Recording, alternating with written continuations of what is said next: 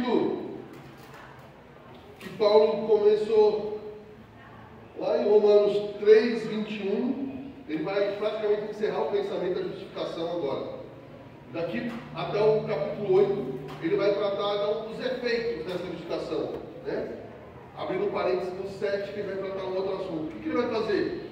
Quais são os benefícios disso tudo? Depois que ele terminar isso aqui, ele vai tratar. Então, Romanos 8, que é o auge de Romanos, como muitos dizem, e é mesmo, é explicando por que você foi justificado em uma condenação lá. Por que você foi justificado, você já vai ser glorificado. É isso que Romanos 8 está fazendo. Então, pregar Romanos 8 desconexo disso aqui é um grande erro. Romanos 5, do 6 ao 11, meus irmãos. Por quê?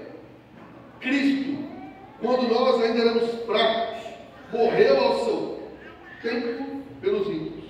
Dificilmente alguém morreria por um justo, embora por uma pessoa boa, alguém talvez tenha coragem de morrer.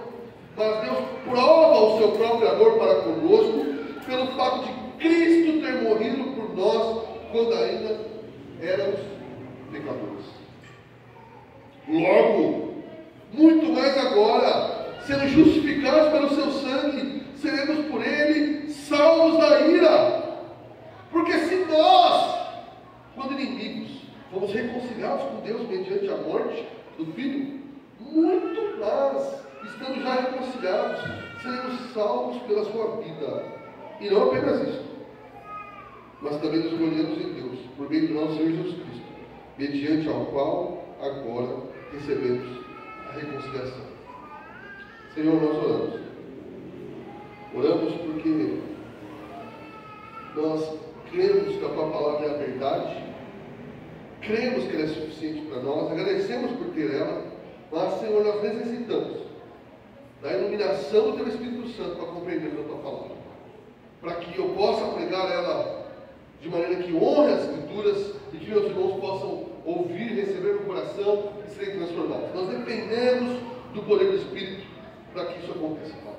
Que o Senhor nos enche de graça e sabedoria para compreender e aplicar essas verdades ao nosso coração, em nome de Jesus. Amém. Pode sentar, irmãos.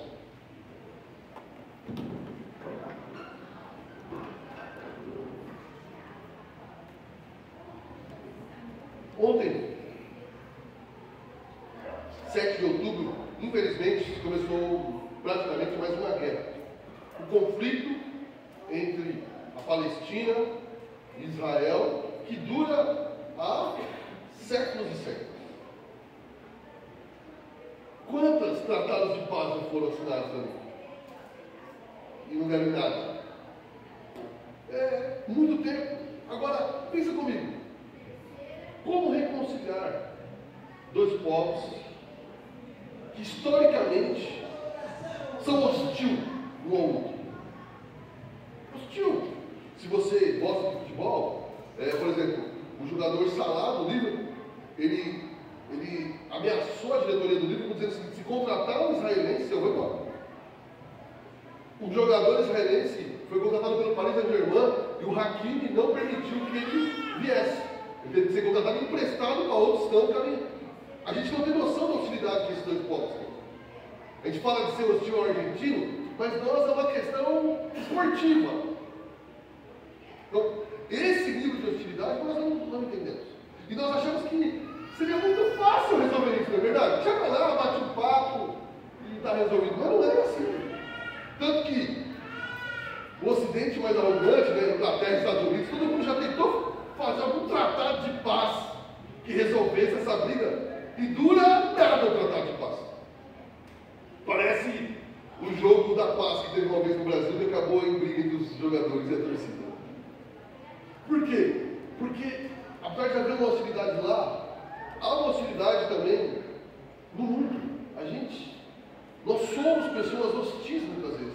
Quando alguém nos contraria, quando alguém nos fere, ou quando achamos, supomos que alguém vai fazer algo, vivemos num mundo hostil. E não sabemos como reconciliar. Já esteve diante de um problema com outra pessoa que você ama, o problema é tão grave que você não consegue consertar aquilo, que às vezes a única saída parece não ter mais contato. Por que isso acontece? Acontece porque nós não temos o poder de alterar a outra pessoa. E muitas vezes aqui, muitas, ao nível do 100% praticamente, não conseguimos alterar nós mesmos. Já prometeu algum momento a não ficar bravo em reunião de família? Não, esse ano eu não vou estressar o Natal. 10h20 você quer ir embora. Não aguento isso aqui. Por quê? Porque nós temos essa dificuldade. Nós achamos que seria muito fácil resolver um conflito lá no Oriente Médio. Mas nós resolvemos os nossos conflitos em casa. Todo mundo tem uma saída para o Oriente Médio. As pessoas não têm saída do casamento delas. Lembro que há uma entrevista do Lloyd Jones em 73, na BBC, e a mulher fala dessa hostilidade no mundo. Que um inglês, ela não era cristã, mas ela dizendo, um inglês cristão, o que ele pode fazer para a melhora do mundo? E o Lloyd Jones fala, olha, vocês querem resolver o problema do mundo? Vão para casa, saiam das ruas, amem a Deus, amem sua esposa e cuide bem dos seus filhos. Vocês estão fazendo muito mais do que qualquer passeata que vocês podiam fazer. Vocês querem mudar o mundo, mas não conseguem resolver os lares de vocês. Há uma hostilidade no homem. Nós somos hostis a muitas coisas. E o que esse texto está tratando? Esse texto está tratando agora de algo um pouco superior. O Romanos 1, nós falamos que o homem pecava contra Deus, lembram disso? Sendo hostil a tudo que se fala de Deus. Aí fala um monte de pecado, bebedeira, mas esse texto, alguns interpretam de maneira errada. Ele está dizendo que Deus é hostil a nós. Você consegue ver a diferença agora? Nós, Romanos 1 já tratou, em começo de Romanos 2, que nós, Romanos 3 também, nós não queremos a Deus, não buscamos a Deus, nada, somos hostil a tudo aquilo enquanto não nos convertemos, ok? Romanos 5 está dizendo, mas não era só você que era hostil a Deus. Deus era hostil aos homens, aos não convertidos. Hostil não no sentido daquele ódio pecaminoso, mas hostil assim, de pessoas rebeldes que se rebelam contra a minha verdade, que me ofendem o tempo todo, eu sou hostil. E o texto vai tratar como Deus resolveu essa hostilidade. Deus não chegou lá e falou assim, olha, está todo mundo perdoado. Porque Deus não resolve a gente as coisas como nós. Porque Ele é um Deus santo. Você já falou isso? Alguém vem te pedir perdão, você fala o quê? Está dando certo. Tudo certo. É nóis, irmão. Tamo junto. Chamada vira as costas, você fala. A primeira briga de novo você joga na cara. Ah, você, por quê? Porque não resolveu coisa nenhuma. Deus não faz as coisas assim. Deus não finge que resolveu o conflito para não piorar o conflito. Ou o conflito é resolvido na cruz de Cristo, ou Deus é hostil. Então, por isso que essa questão que às vezes você vai pregar e diz assim, olha, mesmo que você não ame a Deus, não queira a Deus, Deus está correndo atrás de você, isso não é bíblico. Se você não se apega ao Senhor, Deus também é hostil a você. Isso é uma verdade bíblica que não tem como fugir. E ele vai dizer aqui, olha, agora o que aconteceu com aqueles que foram salvos? Ele começa dizendo o seguinte, como Deus resolveu essa hostilidade? Verso 5, pelo amor de Deus, até rapidamente aqui, irmão, olha aí no verso 5, 6 e 8. Tem pessoas que falam que a Trindade não está nas Escrituras. Aí deu para ver certinho. Romanos 5 vai falar da Trindade. Do Espírito Santo. Quem derramou o amor de Deus em nossos corações? O Espírito Santo. Então qual que é a função do Espírito na conversão? Aplicar esse amor aos nossos corações derramando. Verso 6. No verso 6 está falando de quem? Jesus Cristo. O que ele fez? Morreu na cruz por nós. Pagou o preço. Para nos livrar da ira. Da ira de quem? Verso 8. Mas Deus, Pai, agora está falando, prova o seu próprio amor para conosco pelo fato de Cristo ter morrido por nós. O que quer dizer? O Pai enviou o Filho. A função do Pai foi enviar o Filho. A função do Filho foi morrer na cruz. E a função do Espírito Santo foi aplicar tudo isso àqueles que creem no coração dele. A Trindade está aqui. Mas esse não é o assunto, é só para pegando o gancho que o Felipe explicou muito bem, o que é a Trindade, está no texto bíblico, não é uma invenção nossa, tá bom? Então o verso 6 diz, porque Cristo, quando nós éramos fracos aqui, alguém pode falar dele? Não está morto, como alguns dizem, está fraco, mas fraco consegue fazer as coisas. O original aqui seria mais ou menos o seguinte, incapaz de fazer algo. Fraco no sentido, imagina, não é fraco alguém que está com fraqueza porque não comeu, mas consegue andar ainda. É fraco no sentido de estar completamente acamado e ter que subir a montanha. Tem um livro que explica bem isso, um livro curtinho, assim, algum irmão interessado, de Charles Spurgeon, a inabilidade do homem. Fala, a incapacidade. Ele está falando aqui do que, irmão? De salvação. O homem completamente incapaz de encontrar salvação. Fraco. Ele vai usar 4 palavras para falar sobre os homens: fraco, ímpio, pecadores e inimigos de Deus. Bom, quais são as palavras? Fraco, ímpio, pecador e inimigo.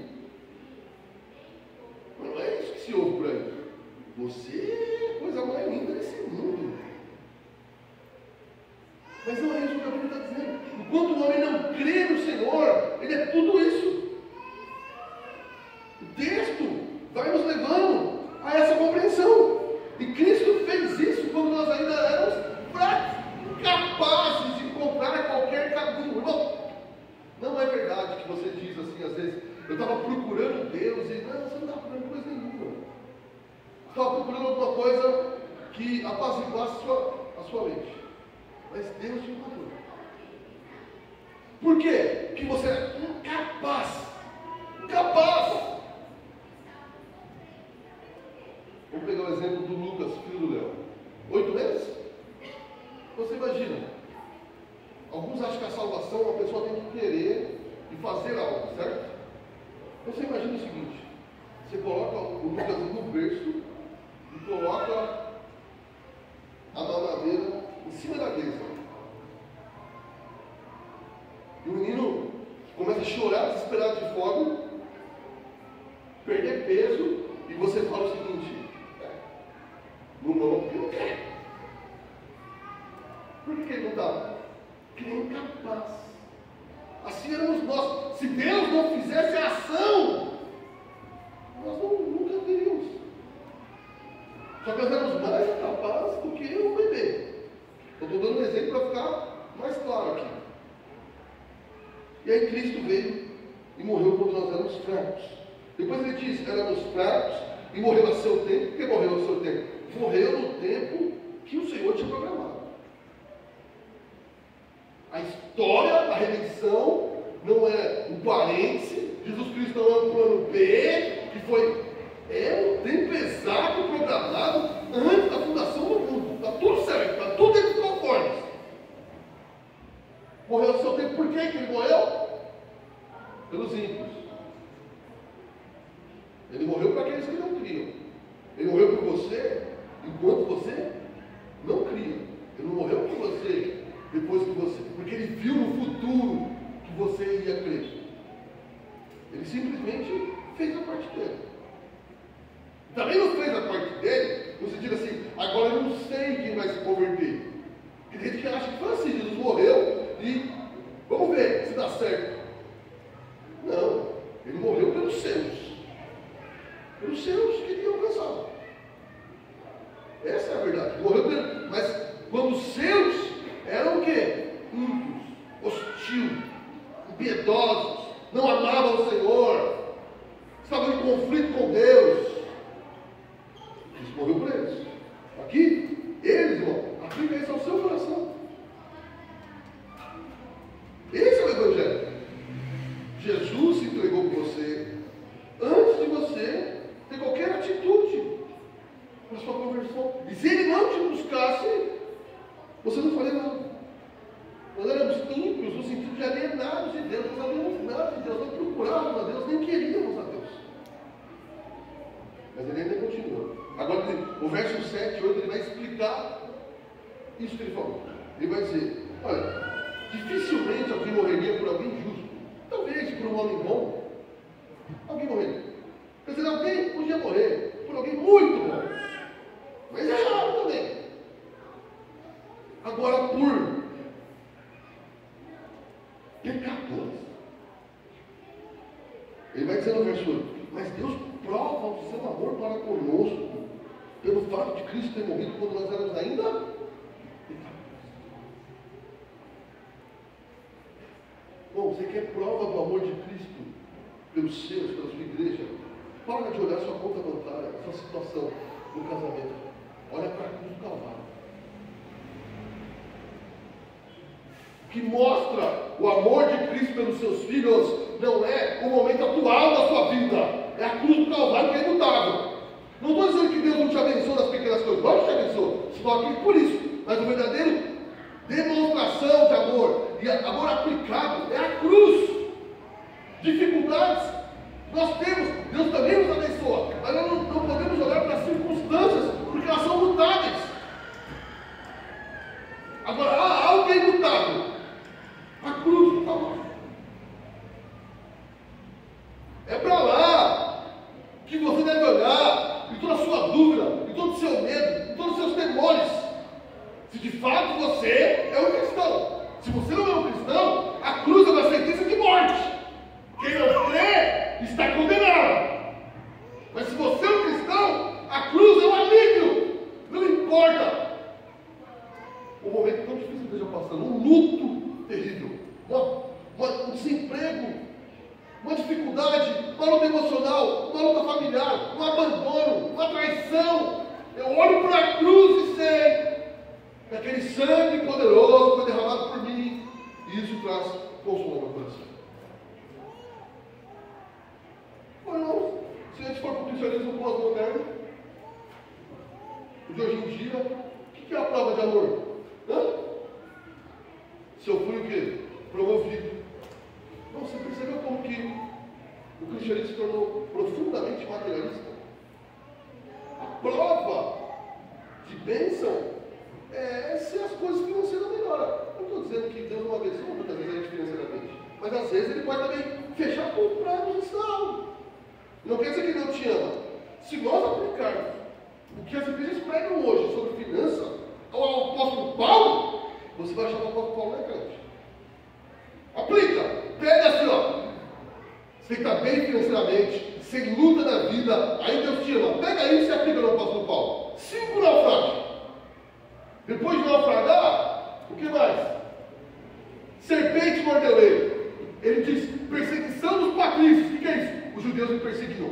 Perseguição de crente. Perseguição dos gentios. Por todos os lados. Alexandre, o Latoeiro, traiu. Demas abandonou. Opa, está precisando de uma sessão de descarrego, irmão. Como é que você vai pregar de Cristo vitorioso? Se nós aplicarmos esse evangelho falso a Paulo, você vai ter que dizer que ele não era crente. Se você aplicar isso aos apóstolos que morreram pela fé, fugiram, passaram necessidade, você vai dizer que ele não é crente. Eu não estou aqui, irmão, torcendo que você passe necessidade para provar que você é crente. Não é isso que eu estou falando. Eu estou dizendo que a marca que somos filhos do Senhor é aplicarmos aquela cruz bendita ao nosso coração.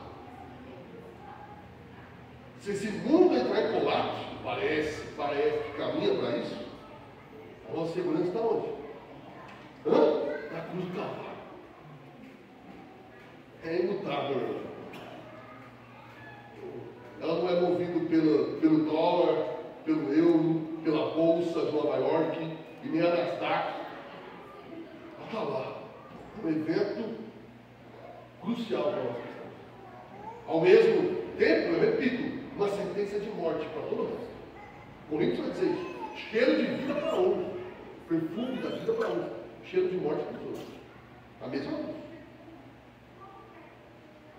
Essa é a verdade.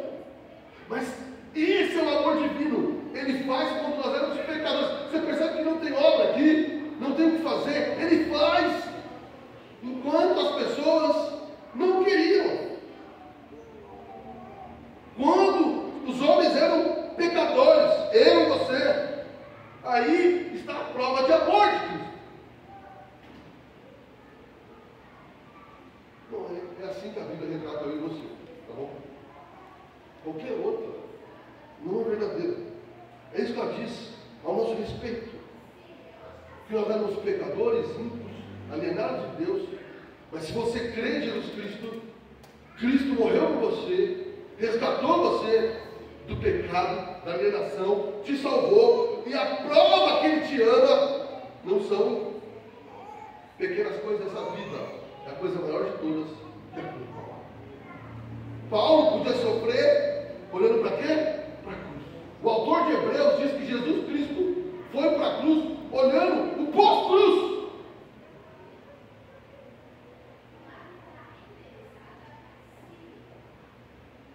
Então, mesmo que tudo aparentemente vá mal na sua vida nesse momento, ao mesmo tempo tem que entender que o mais importante, se você é cristão, já foi bem e está resolvido. Você consegue compreender isso? Você precisa se apegar a isso. Ao mesmo tempo, irmão, não quero te dar uma falsa segurança de que você vive longe do Senhor, vive a vida do seu jeito, mas porque um dia você fez uma oração, está tudo certo. Não está! Eu não quero dar falsa segurança para ninguém. Se você vive uma vida distante do Senhor, vive uma vida que não se importa com o Senhor, se você nunca ora, nunca lê Escrituras, nunca se preocupa com a igreja, não está nem aí para o fundamento do Senhor, não, a cruz é uma sentença de morte para você. Não vai dar certo no final. Agora, irmãos, para os crentes, a resposta de Deus aos nossos medos e temores é a cruz do Calvário. Por essa cruz eu posso descansar meu coração. Mesmo que o louco do Putin começou uma guerra, mas não foi só ela, depois dessa já veio outro. Agora a China vai atacar Taiwan, Hamas atacou Israel hoje ataca o Hamas. Na Itália, já avisou que o Hamas vai retalhar na Itália se Israel atacar. Então isso pode virar um problemaço na Europa. Eu não entendo disso, só vi as notícias. Então estou dizendo o quê? A gente pode ficar com muito medo. Mas lembre, Deus sustentou a igreja na Primeira Guerra Mundial, na Segunda Guerra Mundial, e eu podia falar isso, voltando para trás, antes de Guerra Mundial, com muito lunático nesse mundo. Os crentes olhavam para a cruz do Calvário e falavam: o mais importante está resolvido. Então, essa reconciliação em Cristo, ela vem primeiro, irmão. Você precisa compreender ela, a reconciliação de nós em Cristo na cruz do Calvário, como o primeiro amor demonstrado. Você foi salvo pelo quê? Pelo amor demonstrado na cruz do Calvário. Não só demonstrado, como está no verso 5, aplicado ao seu coração, na salvação. E essa é a nossa segurança. Ele nos salvou. Agora, o apóstolo vai fazer uma dedução disso. Que é o quê? Se ele nos abençoou e nos salvou quando nós éramos pecadores, ainda mais agora. Essa é a dedução que ele faz. Se quando ele era hostil a você, Deus era hostil. Você era hostil a Deus, certo? Rebelde. Nesse momento, Cristo morre, expia o sangue, e a hostilidade de Deus é retirada. E ele te salva. Agora, salvo, você acha que ele não vai cuidar de você? Esse é o raciocínio. A partir do verso 9. Quer dizer, vocês teriam o quê? Se ele entregou o filho. Romanos 8 vai continuar esse pensamento. Deus não poupou o seu filho. Não poupou, porque se ele poupasse o filho, nós estávamos perdidos. Irmão, toda vez que eu digo Deus não poupou o filho, eu lembro da pior mensagem que eu já ouvi na minha vida. Um pregador um dia falou assim, leu esse texto: Deus não poupou o filho. E ele dá a palavra de oferta, irmão. Eu falei: rapaz, da onde ele vai tirar? Ele falou: tá vendo, irmão? Se Deus não poupa, por que você está guardando dinheiro? Você é um filho do inferno. Não é nesse sentido. Os caras, você tem que concordar comigo, os caras são bons. São bons. Mas não poupar aqui, ele não permaneceu com o filho, mas ele entregou o filho a sofrer. Porque tem gente que acha, irmão, que Jesus teve que convencer Deus Pai a nos salvar. Não faça isso. A Trindade, como disse, em essência, ela agiu de maneira harmoniosa. Harmonia total. Deus Pai enviou, o Filho foi porque ele quis, mas porque o Pai enviou também. Eles têm a mesma vontade. E o Espírito Santo aplicou isso ao seu coração. Então, quando ele está dizendo aqui, ó, o Pai, Deus, o Filho, porque está deixando claro que há uma harmonia total na Trindade. Agora, irmão, verso 9. Ele vai dizer o quê? Logo. O que ele quer dizer com isso? Ó, então, de acordo com isso aí, você devia estar mais seguro. Logo, muito mais agora, sendo justificado pelo seu sangue, seremos salvos da ira. Quer dizer o quê? Vocês estão seguros. Se ele morreu por vocês, quando vocês eram pecadores, agora que o sangue do Filho dele cobre vocês estão salvos da ira. Da ira divina. Irmãos, e aí nós temos o conflito da falsa paz e da paz verdadeira. Esse texto aqui, irmão, não você tinha que fazer isso agora, mas quando você chega diante dele, você tem que chegar com o coração jubiloso. Sabe, irmão, é fato que o culto deve ser de domingo um momento de celebração. Mas quando se mudou o nome para a celebração, se criou um problema. É como se você não pudesse chegar aqui triste pelas dificuldades da vida. O que é o culto, irmão? O culto é o seguinte: você não tem que chegar aqui. O pensamento mais ou menos assim, então, a semana foi boa, então eu vou celebrar o Senhor. Então, estamos vira uma coisa de acordo com as circunstâncias, certo? Eu fui promovido, eu comprei um carro, mas tá bom. Na semana que eu passo junto com uma mulher, apaga e bate no traseiro do seu carro e quebra tudo. Aí chega aqui como? Não sei se a mulher vai pagar o carro, se o seguro vai ficar mais caro por causa disso. Não é nesse sentido. O culto deve ser uma alegria, porque o culto é a mensagem seguinte, ó, independente do que aconteceu essa semana, ou esse ano todo, ou o que está acontecendo na minha vida, eu tenho uma segurança em Cristo Jesus. Por isso que o culto é uma questão que nós devemos ter um período de oração pelos nossos pedidos, ok, mas depois esquecer isso e sermos relembrados da obra de Jesus Cristo, que nos traz descanso. É o que ele está dizendo: olha, se ele nos abençoou quando vocês eram pecadores, logo, muito mais agora. Olha o que ele vai dizer: muito mais.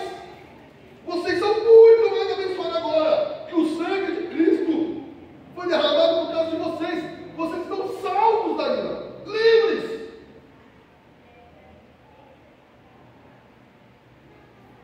Essa questão da falsa paz, eu quero dizer o quê? Gente, que alguém disse o seguinte: olha, se você aceitou Jesus, um dia, não importa como você vive, você está salvo. Isso é falsa paz.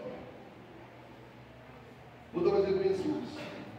Antes de começar a Segunda Guerra Mundial, o Hitler foi lá, a maioria deve saber dessa história, e assinou um acordo de paz. E o primeiro-ministro que fez esse acordo inglês voltou para a Inglaterra todo mundo. Porque Churchill estava dizendo: não, vai ter guerra, esse camarada é maluco. E esse primeiro-ministro vai lá, assina um acordo de paz. Churchill estava mais de um ano dizendo: olha, esse Hitler é doido e vai botar fogo no mundo. Esse camarada volta com o acordo de paz e esfrega na cara de Churchill de todo mundo. Aqui, ó, disseram que ia ter guerra, eu fiz ele assinar um acordo de paz, todo mundo se abraçou, que lindo. 3 dias depois ele viu que ele fez.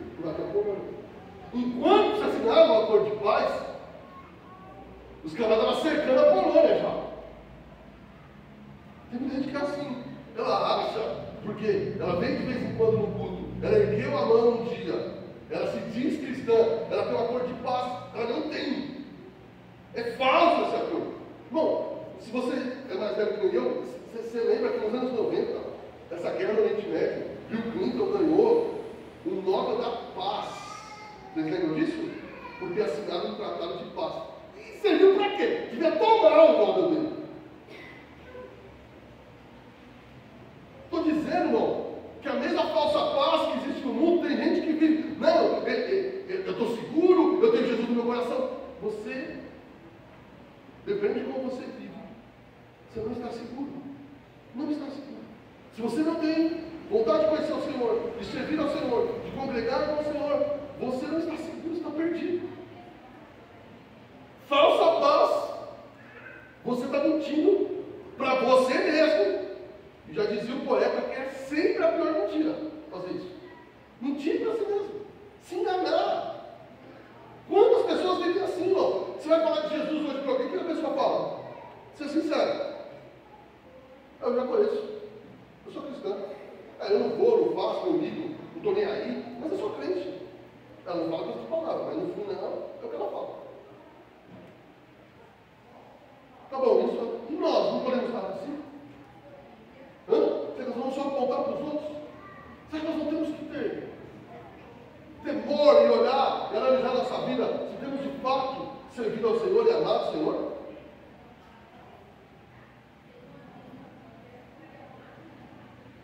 Outra coisa, o que pode ser uma falsa paz? O falso evangelho é falsa paz. Bom, todo mundo que diz, confia em você, olhe para você, veja as coisas boas, a luz que tem em você, então você é de Deus. Isso é falsa paz, irmão. Não olhe para você. O texto está dizendo, olhe para a cruz do Calvário. Se você ama essa mensagem da cruz, de um Cristo que morre por pecador, que se você não se acha pecador, tu não é crente. Se você se acha ouro puro de ouro firme, tu é uma fraude. Eu criei esse hábito há alguns anos, acho que faz uns 5 anos, de chamar os outros de pecadores. Então eu conheço alguém e falei, ei, pecador, por que eu criei isso? Foi por querer. Porque as pessoas, inclusive eu, muitas vezes, a gente se acha, irmão. Inclusive eu. Vocês tinham que tomar cuidado. E nós temos que lembrar que somos todos pecadores, salvos pela graça divina, mas ainda pecadores.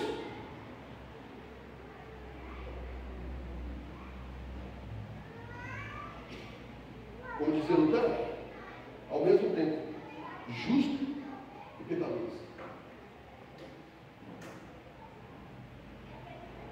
Agora, irmão, verso 9. Não, desculpa. Verso 10. Porque se nós, ele vai continuar explicando. Quando nós éramos, que palavra aí? Nós éramos o quê? Inimigos. Fomos reconciliados com Deus. Fomos reconciliados como? Mediante ao quê? Bom, qualquer salvação que não é através da cruz de Cristo, pagando os seus pecados, não é salvação, é falso. Por que você acha que tem um monte de gente na internet dizendo que, olha, a cruz não é a parte mais importante do Evangelho? Porque é um falso. Quem quer tirar a cruz do centro? É um falso Evangelho. A cruz é a única maneira que pecadores podem chegar a Deus. Porque o sangue de Jesus cobre o seu pecado. E aí? Ele coloca o mérito e nós podemos se aproximar do Senhor. Então foi mediante a morte. Nós éramos inimigos. E como essa inimizade foi resolvida? Pela morte do Filho daquele que é hostil a nós. Quando o seu sangue foi derramado, essa hostilidade é retirada. Sim, irmão. O Evangelho, como diz muito bem John Piper, o Evangelho, o centro do Evangelho é que Deus projetou o assassinato do seu Filho perfeito para salvar pecadores. Se você tem algo que achar essas palavras muito duras, repense sobre isso. É um fato. Deus projetou matar seu Filho na cruz do Calvário para salvar um bando de pecadores. Alguns querem minimizar o cristianismo, né? Esse negócio de expiação pelo sangue. Mas Pedro também diz, irmão. Foi pelo precioso sangue de Jesus Cristo. As pessoas querem tirar. Não, isso aí fica parecendo uma religião medieval. Não, você foi salvo pela cruz do Calvário. Aquele sangue derramado. Se você foi salvo, saiba disso. Foi pela cruz do Calvário, pela aquele sangue derramado. Ele pagou o preço do seu pecado. Levou sobre ele o nosso pecado. Quando diz nosso, irmão, não é do mundo inteiro, tá? Daqueles que creem em Jesus Cristo. A gente fala, não, ele tirou o pecado do mundo inteiro. Se ele tirasse o pecado do mundo inteiro, ia ser todo mundo salvo.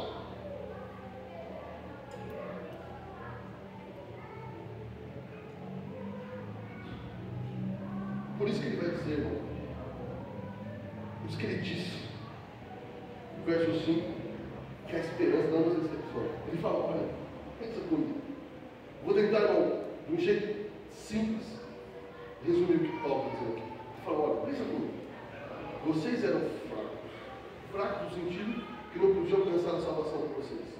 Ímpios no sentido que eram hostil a Deus. Pecadores. Pecadores no sentido que gostavam de pecar. Gostavam de se rebelar contra Deus. Inimigos no sentido que Deus, a palavra inimigo, o que quer dizer isso? Tá bom, irmão? Que Deus era hostil a vocês. Agora, quando tudo isso era um fato, Deus pega seu filho, envia, ele morre na cruz do Calvário por vocês, salva vocês. Qual quer dizer com isso? Vocês estão com medo do quê? Vocês estão temerosos por quê? Vocês são manipulados por quê? Vocês, vou pegar pesado agora, tá? Vocês cantam música chamando Jesus para vir, por quê? Porque se ele vem, Espírito Santo, vem nesse lugar, por que vocês cantam isso? Porque se ele já fez tudo isso, ele já é favorável a vocês. Vocês não vão ficar cantando algum mantra para ele vir. Quando vocês se reúnem, ele estará com prazer. Porque ele é favorável a vocês, meu irmão. Quando você ora no trem, ele é favorável a você. Você não precisa fazer um ritual evangélico para atrair a presença do Espírito Santo. Ele habita em você. Não é o som da bateria, não é o acorde, não é a parede preta, não são as luzes, é a paz com Deus trazida pelo sangue do Cordeiro. Agora, se você precisa ter músicas que ficam chamando ele para vir, o Márcio, eu tenho que elogiar, o Márcio é bonzinho, Márcio, porque assim, ele fica dentro do estamar. Uma vez ele colocou uma música aqui que eu falei assim, não, estava na escada ali, o culto era para lá ainda. Eu falei, acho que eu vou ver se tem algum cavalo na porta. Vou fazer. Era uma música que chamava. Mas assim, isso já faz muito tempo, graças a Deus. E ele não é culpado, todos nós lemos disso. Eu quero dizer o seguinte, ele foi aprendendo, e o Márcio foi compreendendo que a maioria dos filhos de louvor acha o quê, irmão? Pessoa chatíssima, pastor. Pessoa chatíssima, presbitério, e ele não fez isso. Eu falei, tá bom, pastor, mas me ensina por quê. Então Pedro esses dias me ligou e falou, tá bom, pastor, eu não vou cantar a música. Mas se eu quiser me explicar por quê, isso é maravilhoso. A pessoa quer saber por quê, não quer. Você entende? Mas é chatíssimo. Nós não precisamos ficar aqui falando, Senhor, olha para mim, vem aqui, por favor, venha. Não, Ele quer estar conosco. O que o Paulo está dizendo? Se Ele entregou seu filho quando Ele era hostil, quando vocês eram pecadores, muito mais agora. Tenha segurança na sua salvação, meu irmão. Tenha segurança que o Rei do Universo é favorável a você. Vou usar, me perdoe, o mesmo exemplo que eu usei na outra pregação. Rainha Esther, lembra disso? Ela entrou na presença do rei. Vocês lembram da história? Como que ela entrou na presença do rei? Temerosa. Se o rei nos vendeu o século, o que acontece quando você e eu entramos na presença do rei? Assim que o céu é estendido. Porque o sangue de Jesus foi derramado por você, irmão. Você não precisa ficar animando ele para poder entrar. O que você faz? Você peca. E você peca, certo? Aí você vai orar como? Eu vou cantar as musiquinhas chamando o Espírito Santo. Vou fazer um negócio assim, para ver se ele fica mais tranquilo comigo. Você tem uma visão divina, me perdoe, como eu tinha, tá? Eu estou aqui melhor que ninguém. Pagã, que você tem que aplacar o Deus nervoso para depois orar. Não, se você foi salvo, tenta ver o que eu estou dizendo, irmão. Aquele que não crê em Jesus Cristo, Deus está irado coisa assim. E não é aplacado por coisas, é aplacado só pelo sangue de Jesus Cristo. Agora, se você crê e o sangue foi sobre você, você não precisa fazer outra coisa, irmão. Você pode, parece perigoso, mas não é. Você pode ter pecado, dobrar teu joelho de pé, ora, ele ouve. Ele está falando. Para se arrepender? Sim, mas ele vai ouvir oração. É isso que ele está dizendo, irmão. Se ele te perdoou quando você era inimigo, ímpio, pecador e fraco, agora que o sangue foi derramado em você, e você vai dizer Romanos 8, é herdeiro e co-herdeiro com Cristo, filho, família de Deus, você não vai aceitar. Você entende porque a minha primeira mensagem, nesse texto, foram 3 pregações, eram imanipuláveis? Se você entender isso, quem vai manipular você, irmão? Sobre o Evangelho, sobre o Evangelho. Nem alguém vai te manipular, nem você vai querer manipular a presença de Deus. Você vai chegar aqui com o coração falando, Deus quer estar no meio do seu povo. Deus deseja estar no meio do seu povo. Deus está no meio do seu povo. O dia que eu sinto, glória a Deus, o dia que eu não sinto tanto, mas eu sei, Ele está aqui.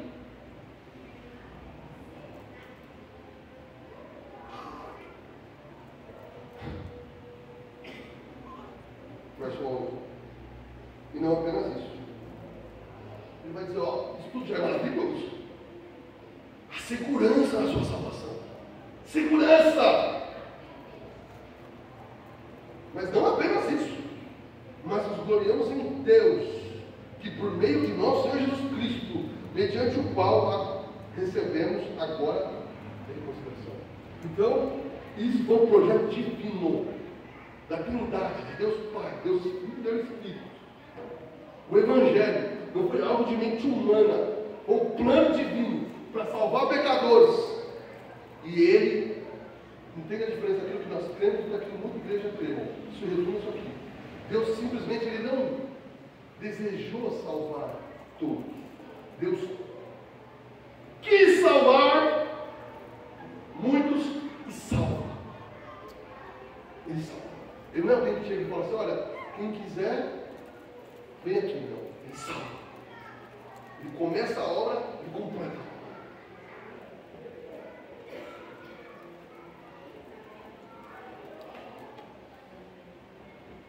Sabe, irmãos, se você pegar um pouco da história da Segunda Guerra Mundial, quando anunciou que Hitler foi vencido, as ruas de Londres, as pessoas saíram, a igreja estava já há um tempo orando. Londres foi a cidade europeia, uma das cidades europeias das grandes, né, que mais sofreu. As igrejas orando, os crentes orando. E quando foi anunciado, o Lloyd Jones disse que havia alto-falantes na cidade para ficar dizendo, vai cair bomba, vai fazer não sei o quê. E as pessoas se escondiam. Como as sirenes que há em Israel hoje, era alguém avisando. E de repente, aquele alto-falante anunciou, a guerra acabou. As pessoas saíram na rua e conta o Lloyd Jones que pessoas que já nem se falavam, se abraçaram chorando. Comemoraram que seus filhos iam voltar para casa, seus maridos iam voltar para casa. Havia esperança na Inglaterra de novo. Deve ter sido uma cena linda. Deixa eu dizer uma coisa para você. Todo domingo é isso que nós estamos celebrando. A guerra acabou entre Deus e nós. O que eu quero ser aqui todo domingo é um alto-falante para você dizendo: o sangue de Jesus Cristo retirou a hostilidade contra você. Você não é mais inimigo de Deus. Abraça seu irmão, vença os problemas menores, porque o maior de tudo, meu irmão, já foi resolvido. Não, você acha que quando acabou a guerra com Hitler, alguém falou assim: nossa, estou com 3 carneiras atrasadas nas Casas Bahia. Você acha que alguém estava se lembrando de dívida pequena? Hã?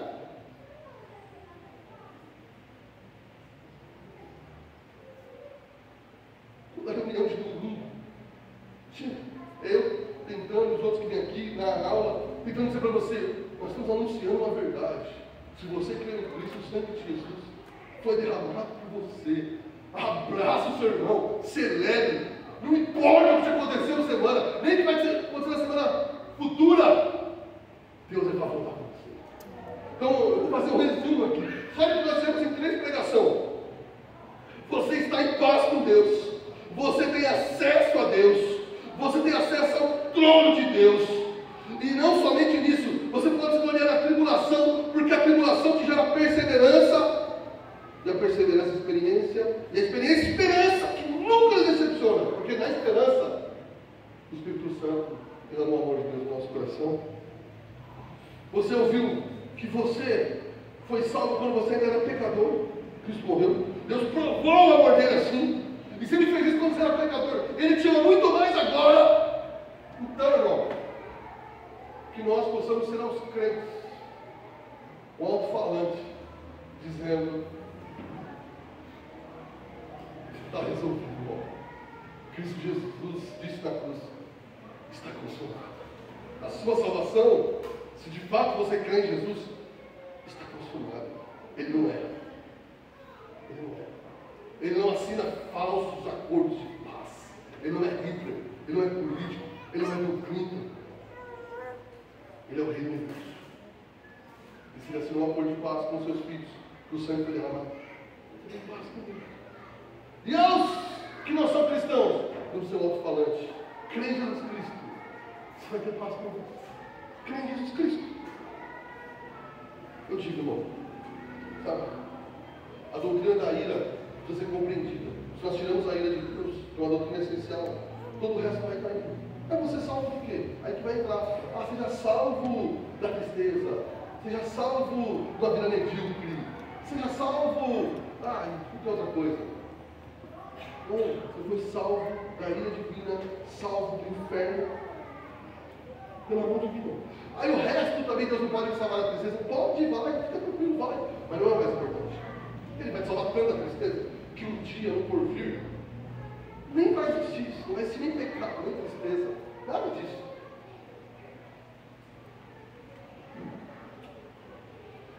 Irmãos, o mundo pode estar enlouquecendo. Pode ter líderes mundiais invadindo um território do outro. A economia pode entrar em colapso. Sua vida pode entrar, como já entrou a minha, já sendo crente, em colapso. Você pode se encher de dúvida. Você pode ter crise grande no seu casamento. O que você tem que fazer?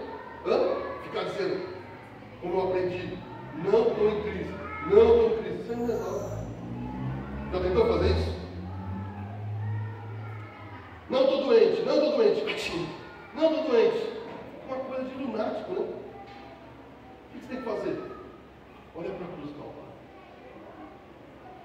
O grande problema foi resolvido. Os demais problemas serão resolvidos no Cristo Jesus. Aquele que não poupou o filho e me salvou, não vai me abençoar nas outras coisas? Vai! E se eu estou passando por isso, há uma mão divina para isso. Eu vou descansar. Esse mundo está enlouquecendo. Está, aparentemente.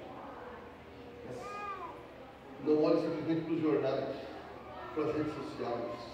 Não olhe para essa baboseira de ideologia de gênero, aborto, guerra. É uma coisa assim, tenebrosa. Mas faça uma coisa. Quando eu digo não olhe, não negue. Isso está acontecendo, não fato. Não estou dizendo para você negar. Mas quando você olhar tudo isso, olha para a cruz do Calvário. Isso vai ser resolvido um dia. E de certa maneira, no meu coração e no seu, já está resolvido agora. Aquele já e ainda não, que o Edson explicou. E eu que entendi, pastor. Quem mandou me vir na EBD? Tivesse aqui tinha explicado já ainda não. Já, algumas coisas já aconteceram. Já a paz de Deus sobre você. Já a paz. Ainda não. Ainda não foi retirado do pecado completamente. Ainda sofremos as dores desse mundo. Então, não.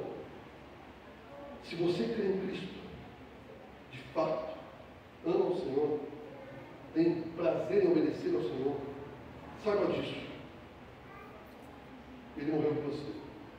E eu vou encerrar esse sermão com uma frase de Tim Keller, antes de morrer de câncer terminal. A família disse que as últimas palavras de Tim Keller foram o seguinte: Se Cristo ressuscitou, vai dar tudo certo. Essa é a minha esperança, irmão. Cristo ressuscitou. Se Cristo ressuscitou, vai dar tudo certo. Desculpa, Felipe.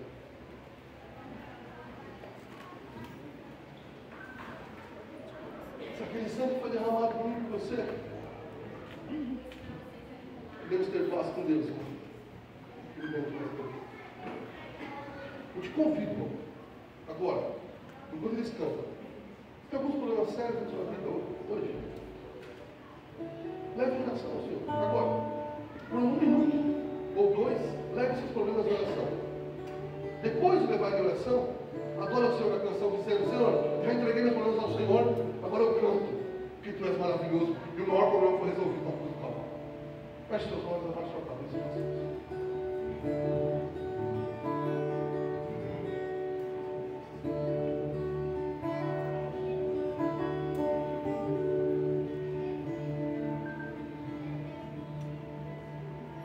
Ele não tinha qualquer beleza, nem majestade para nos atrair. Nada havia em sua aparência para o desejar. O mais rejeitado entre os homens, ainda assim carregou nossas dores. O seu castigo nos traz paz, e a esperança não se esvai.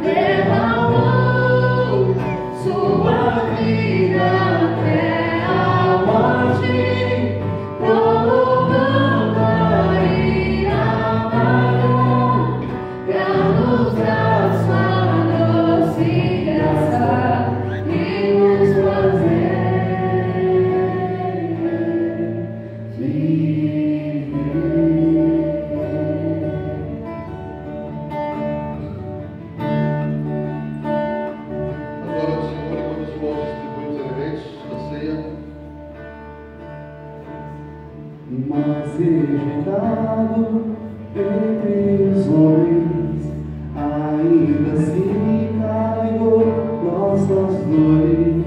O seu castigo nos traz paz, e a esperança não se esvai.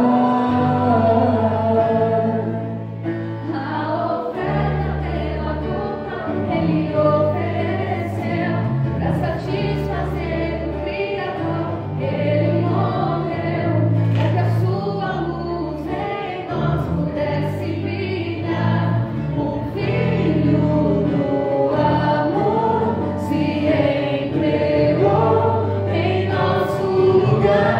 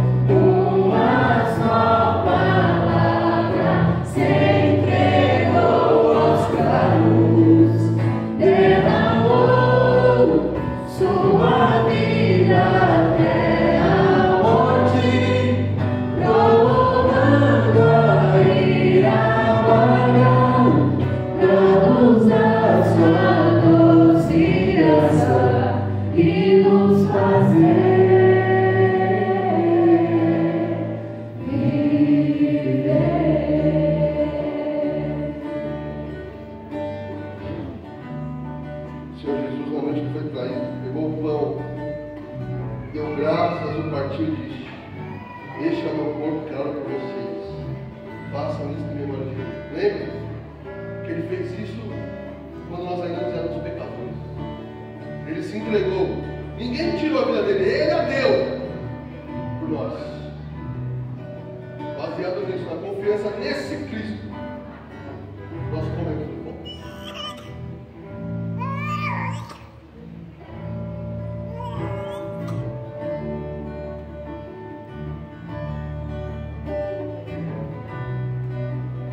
Depois, pegou também o cálice e disse: este cálice é a nova aliança do meu sangue.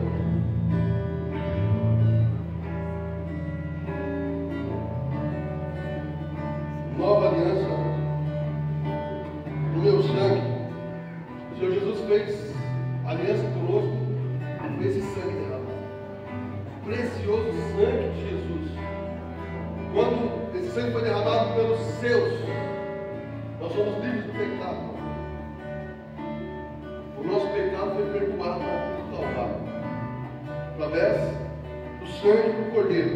E toda vez que bebermos desse cálice e comermos esse pão, vocês anunciam a morte do Senhor até que ele venha. É isso que nós estamos fazendo aqui. Nós estamos dizendo: Cristo morreu por mim, porque eu era fraco, ímpio, pecador e inimigo de Deus. E ele me fez correr com Cristo. Eu saí de inimigo fraco para a família de Deus. Isso é a verdade sobre nós. E baseado nisso, que você tomando a ceia possa dizer: eu quero viver uma vida digna que honre esse sangue derramado na cruz do Calvário. Baseado nisso, irmão, nós tomamos o cálice.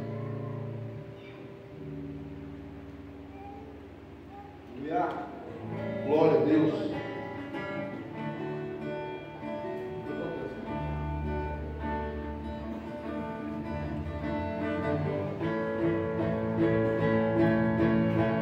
És o Cordeiro que pelos nossos pecados foi esmagado sem dizer uma só palavra. Se entregou aos cravos, derramou sua vida até a morte, provando a ira amarga pra nos dar sua doce graça e nos fazer.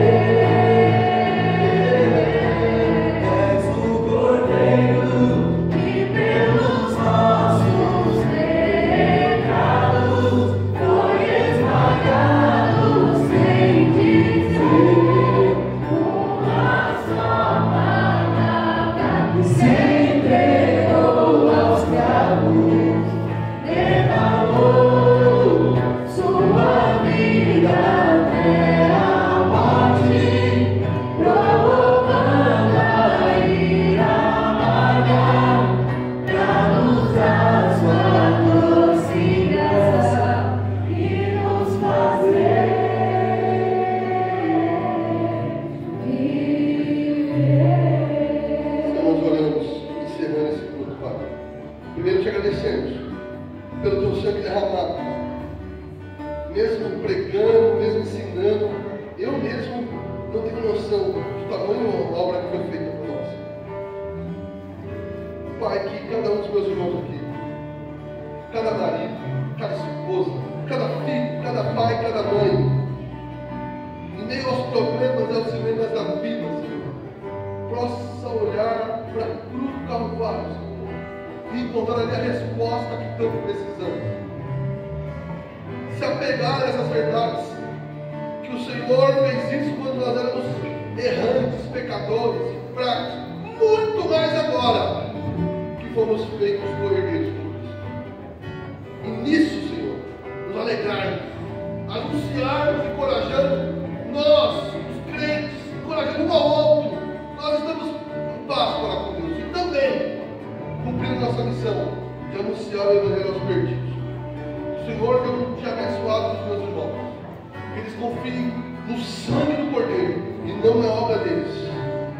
leve em paz. Em nome de